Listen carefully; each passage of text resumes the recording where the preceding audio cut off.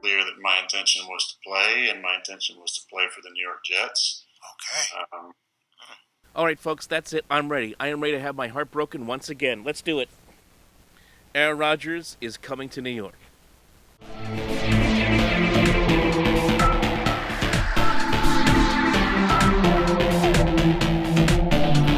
All right, of course, as we all know, folks, the big news from this afternoon, Aaron Rodgers goes on the Pat McAfee Show and says that he has intention and he intends to come and play for the New York Jets here in the 2023 season. It is a huge revelation, and it changes the dynamics of what's going to happen in this trade when it goes down with Green Bay, because for a long while, we had been under the assumption that this was all about, that a lot of this was Aaron Rodgers, and a lot of it still is Aaron Rodgers.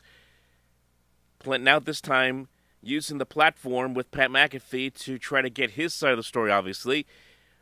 But for a couple weeks now, we've been under the impression that it was Rodgers debating retire, don't retire, retire, don't retire. And maybe in many ways, he was debating that. But now the twist being that, as he puts it, now on the Packers. And I think that's what's most interesting about him coming out saying that he intends to play for the Jets, is that he lays a lot of the blame on the delay of any kind of deal getting done on the Green Bay Packers themselves, saying that they are dragging their feet in negotiations. He's put the Packers in a spot where now they're losing leverage with the Jets. And I think that's something that we have to discuss here quickly. The Jets now have more leverage here against the Packers, because now everyone's saying, hey, Green Bay, what are you doing? Get the deal done and send Aaron Rodgers on his way, because you're the team that's supposed to be ready to move on with Jordan Love. So I think in that regard, his comments today shifted that in favor of the Jets as far as the leverage is concerned in a negotiation. Of course, the compensation going from New York to Green Bay, obviously the $60 million is a big part of that negotiation. What the Jets are sending back as far as draft picks are concerned, we've heard a lot of stories. It's going to be a first-round pick. Chances are there's not going to be a first-round pick involved, maybe more likely a second-round pick, maybe even a conditional pick in 2024.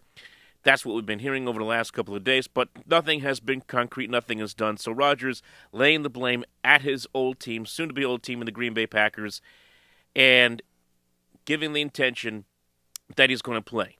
Now, what do you take from what he discussed with Pat McAfee this afternoon? One, this guy still wants to go out there and play.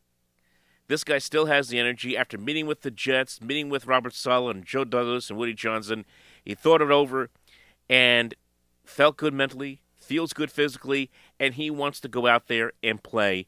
And he wants to go out there and play for the New York Jets. So obviously, Jet fans, we've been seeing it all day today, folks. Jet fans are ready to rock and roll. They're ready to pop the champagne. They're ready to go absolutely bonkers off the walls, as Aaron Rodgers is on his way, is on his way to New York to play for the New York Jets. And look, we knew that something was going down. We had the sense that something was going down even on Tuesday, because the stories that are coming out of players that Rodgers wished that he would like to see the Jets, the wish list that is, that players that he would like to see the Jets explore and try to bring in here. Randall Cobb, Alan Lazard, who the Jets just signed to a 4-year, $44 million contract. And I like the addition of Lazard. And in a way, Lazard is an upgrade over Corey Davis, because, again, age is about the same. 27 years old for Lazard, 28 years old for Corey Davis, but Lazard's 6'5", is a big target, and, of course, very used to a player who's used to catching balls from Aaron Rodgers, and Rodgers wants guys that he's comfortable with. I think it's a good move. Cobb, veteran player, getting up there in age, but again, he may end up replacing somebody like a Denzel Mims, who either couldn't stay healthy, had a trade request last year. We don't know what his role is going to be. If the Jets get a Randall Cobb, may not be the worst thing in the world if he's going to be a fourth receiver. The other guys like Odell, look, I don't want anything to do with Odell. I don't want to see Odell with the Jets. Too many distractions with Odell. No, thank you. Mercedes Lewis, too old. Jets have enough tight ends. But he gave the Jets that wish list. The fact they brought in Lazard, signed him to the contract, all signs pointing that Aaron Rodgers was indeed coming to the New York Jets, and he has now confirmed that himself today. So, yes, for the Jet fan, a lot of reasons to get excited that you're going to get a guy in town who's a four-time MVP, a Super Bowl champion, and a guy who clearly has, just based on listening to what he told Pat McAfee, he's got a fire in his belly, and he's looking forward to playing this season. So from that standpoint, you have to be excited. Are there concerns? Absolutely, there are concerns. And there's going to be concerns, as I said, throughout the course of the year. One, the age, 39. Is he going to hit a brick? Is he going to hit a wall at some point this year? Are you going to get him for more than just a year? Can you get him for 2 years? You're hoping you can get him for 2 years. And then, of course, the biggest factor of all here, the biggest concern of all, is going to be the pressure that's going to be on the Jets. I've mentioned this before in other videos. The Jets are going to have a lot of pressure on them on this team. There's going to be a lot of pressure on this team to not just win, but to win the AFC East, not just get to the playoffs, but to potentially get to a Super Bowl. You don't bring a player of the caliber of Aaron Rodgers unless your plan is to get to a Super Bowl. And, of course, this is a franchise that's hasn't been to the big game in 54 years, as we all know. This was a team that was in the, I don't want to say rebuilding, but they were in the process of building a very young nucleus, and the nucleus is still there, but they needed that one piece, potentially, that could get them over the hump. At least that's what they believe. That's what the Jets feel. And that's what they felt they could get here with Aaron Rodgers. Would I prefer a younger player, like a Derek Carr, that's a few years younger, that could be here for, you would imagine, a much longer period of time? Absolutely. But you can't doubt somebody as the talent of Aaron Rodgers, and you get that player if he's healthy, and if he's ready to rock and roll, which it sounds like he is, then you got to roll with it and see what happens. And we will see what happens here with Aaron Rodgers. Again, the pressure is going to be up to here for the New York Jets, the expectations as well. There's going to be a ton of primetime games for the Jets. You look at that schedule. That schedule is going to be tough. Again, you're going to have a lot of games against the NFC East. You got games against the AFC West. So you're talking about games against Kansas City. You got games against the Raiders, games against the Denver Broncos, games against the Giants, the Cowboys, the Eagles. Potential for a lot of primetime games. Buffalo, Miami, not in New England as well. The Jets could find themselves in a situation where they end up in primetime 3, 4, maybe even 5 times this year. And yes, I think that the Jets could end up playing Dallas on Thanksgiving Day because of the impact of Aaron Rodgers playing in New York, the headline that's going to be, and if the Jets play well and they're playing well throughout the season, it's going to be incredible to watch. We all have Brett Favre-itis from what happened 15 years ago. We all do. And I have concerns that this could turn into a Brett Favre situation again. But the one thing that is a little bit different, I'm going to try to be, if I want to be optimistic here, is this. Again, I point to this interview.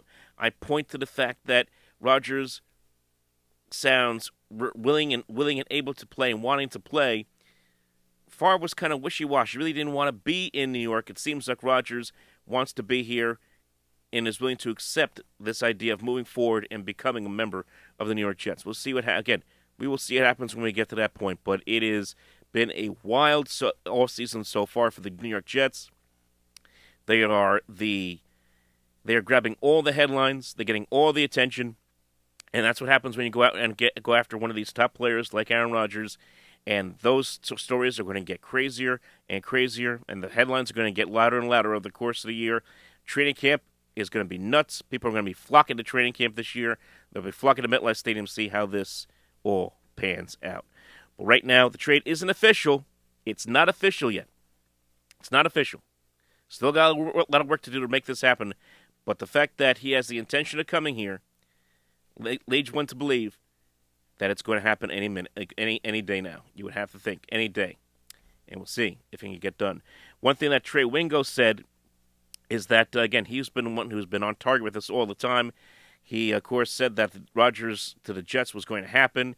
He also has tweeted out saying that in spite of what a lot of people believe, that this is going to take a while for this deal to work out. He says it's 99% complete and it's almost done. So we'll have to wait and see how even more accurate Trey Wingo is on this situation with regards to Rodgers and the Jets. So if you're a Jet fan, again, you got to feel excited about what could happen with this team with Rodgers. We've been down this road before, I know, but you have to be excited at least for the interim, at least have a day just to be excited about what's potentially coming with the New York Jets with Aaron Rodgers, and we'll see where the chips fall where they may after that.